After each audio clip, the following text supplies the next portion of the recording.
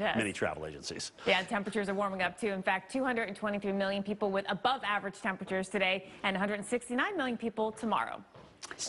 So no better time than now to get your vehicle tuned up and get the tires changed, rotated, et cetera, et cetera. So joining us now to talk about doing it greener, to talk about recycling and sustainability at auto service centers is the car coach, Lauren Fix.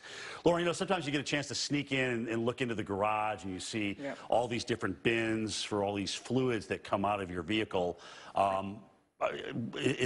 Once they're in the bins, though, where do they go?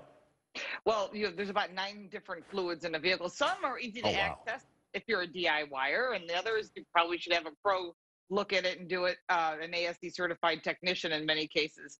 So we've got this, you decided to change your own oil, you're teaching your kids a very cool skill. What do? Well, whether it's synthetic oil or regular oil, believe it or not, you can take it to any recycle center and they'll take it and recycle it, which is the goal because you can use it for heating oil.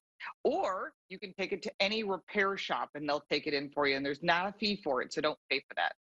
Okay, so that's great news that you can do it, but is there any laws or are there any guidelines for how you're supposed to dispose of it? Do you have to take it to these spots? Well, you can't put it at the curb because a garbage man will not take it. You cannot just toss it. I'm going back to the 60s. I remember people used to pour them down storm sewers. You get caught doing that, you will find yourself with an evil ticket and probably the EPA in your face because you're going to be contaminating a lot of water. So don't do that. You want to take those containers. Even if it's a 55-gallon drum, you can call, if you've got that much of it, you've been collecting it, you can call a recycle center and they'll figure out a way to get it to you. There might be a small fee if you've got a drum full of stuff. I'm having a hard time even thinking about somebody doing that, to be honest with you, pouring something down. I know. It's back in the 50s, you know. 50s, no, I know. And trust me, I used to live on the Naugatuck River in Connecticut, and I've seen everything there. And speaking of that, EPA and Rubber Manufacturers Association, about 290 million tires are discarded each year in the U.S. What happens to those tires? Well, when you purchase new tires, obviously you're not going to change the tires yourself unless you've got the equipment. Those tires are to be recycled. What are they doing with them? Well, it used to be they just sat in a dump somewhere, or they could use them for some sort of bumper cushioning. Now what they're doing is you're shredding them. Not every state, not every procedure, but they're shredding them and putting them into the roadway, which is actually a really smart idea because there's really petroleum and there's rubber, and the recycling of that actually makes the roads better, so you're not having as much wear and tear on your tires. So it's kind of neat. Very interesting. So what is the proper way to change or rotate your tires? How often should you really be doing that? Yeah, that's a great question. That is a question that everybody asks me. I always say there's a book in the glove box underneath all the napkins and ketchup packs, because I've been in your glove box, everyone's glove box.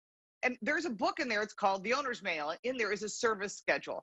And if you don't have a service schedule, maybe you bought the vehicle secondhand or it's an older vehicle, you have no idea where it is, you can go to the Car Care Council at carcare.org. They're a not-for-profit group, and all they're doing is educating. They'll send you a book, or you can download one in English or Spanish, and they'll tell you that just so you have an average baseline, 5,000 miles for conventional oil is in oil change intervals.